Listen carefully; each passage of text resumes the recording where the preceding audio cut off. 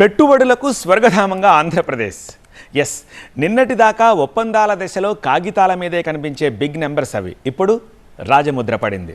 Reliance, BPCL, TCS ఇలా దిగ్గజ పారిశ్రామిక సంస్థల పెట్టుబడులకు ఆమోదం తెలిపింది. గో హెడ్ చెప్పింది కూటమి సర్కార్. రాష్ట్ర పెట్టుబడుల ప్రోత్సాహక మండలిలో కీలక నిర్ణయాలకు ఆమోదముద్ర పడింది. ఇక క్షేత్రస్థాయి నిర్మాణాలు మొదలుపెట్టడమే మిగిలింది.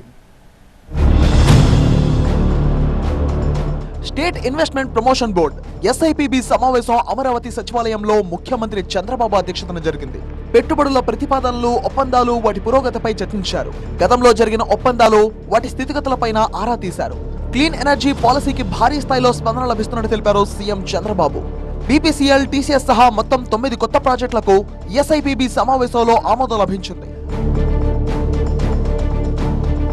రాష్ట్రానికి అదనంగా 1,82,162 కోట్ల రూపాయల పెట్టుబడులు రాబోతున్నట్టు తెలిపారు సీఎం చంద్రబాబు. దీంతో 2,63,411 మందికి ఉద్యోగ, ఉపాధి అవకాశాలు కలిగే అవకాశం ఉంది. రాష్ట్ర పెట్టుబడుల ప్రోత్సాహక మండలి గత నెలలో తొలి సమావేశం నిర్వహించింది. డిప్యూటీ సీఎం పవన్, మిగతా మంత్రులు, ఉన్నతాధికారులు పాల్గొన్న ఈ సమావేశం 85,000 కోట్ల పెట్టుబడులకు ఆమోదం తెలిపింది. 34,000 ఉద్యోగాలు కల్పించే 10 భారీ పరిశ్రమలకు అనుమతిస్తూ నిర్ణయం తీసుకుంది. ఇదిలా ఉంటే సోమవారం మధ్యాహ్నం అమరావతి సచివాలయంలో మీడియాతో మాట్లాడారు చంద్రబాబు. తెలుగు రాష్ట్రాల్లో 90% ప్రాజెక్టులు టీడీపీ హయాంలో చేపట్టినవే అన్న విషయాన్ని గుర్తు చేస్తూ ఇందిరాగాంధీ సమక్షంలో జరిగిన తెలుగు గంగ ఒప్పందాన్ని ప్రస్తావించారు. తగినంత సాగునీరు ఇవ్వగలిగితే రాయలసీమను రత్నాలసీమగా మార్చవచ్చన్నారు. గోదావరి, బనకచర్ల ప్రాజెక్టు రాష్ట్రానికి గేమ్ చేంజర్ అవుతుందన్నారు సీఎం చంద్రబాబు. మొత్తం రాష్ట్రం అంతా అనుసంధానం అయిపోతుంది. ఏ జిల్లా కూడా వదిలిపెట్టే పరిస్థితి రాదు. దీనివల్ల అదనపు ఆయకట్టు వస్తుంది.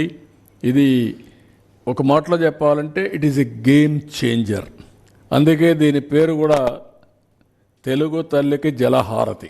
మనం సమర్పించడం కన్న తల్లి కోసం రుణం తీర్చుకోవడం కోసం నేను ఎప్పుడు జన్మభూమి పాట రాశాం. ఇప్పుడు ఇది చేయగలిగితే తెలుగు తల్లికి జలహారతి ఇవ్వడం అవుతుంది. బనకచర్లకు నీటిని తీసుకెళ్లగలిగితే నదుల అనుసంధానం దాదాపు పూర్తయినట్లే అన్నారు. 80,000 కోట్ల ఖర్చుతో 3 దశల్లో బనకచర్ల ప్రాజెక్టు పూర్తయ్యేలా ప్రణాళికలు చేపట్టింది ప్రభుత్వం. పోలవరం నుంచి కృష్ణానదికి నీరు మళ్లించడం మొదటి దశ, బొల్లాపల్లి జలాశయం నిర్మించి నీళ్లు తరలించడం రెండో దశ, బొల్లాపల్లి నుంచి బనకచర్లకు నీటిని మళ్లించడం మూడో దశ. 80 లక్షల మందికి తాగునీరు, 7.5 లక్షల ఎకరాలకు కొత్త ఆయకట్టునిచ్చే గోదావరి, బనకచర్ల పూర్తయితే తెలుగు తల్లికి జలహారతి ఇచ్చినట్టే అన్నారు సీఎం చంద్రబాబు.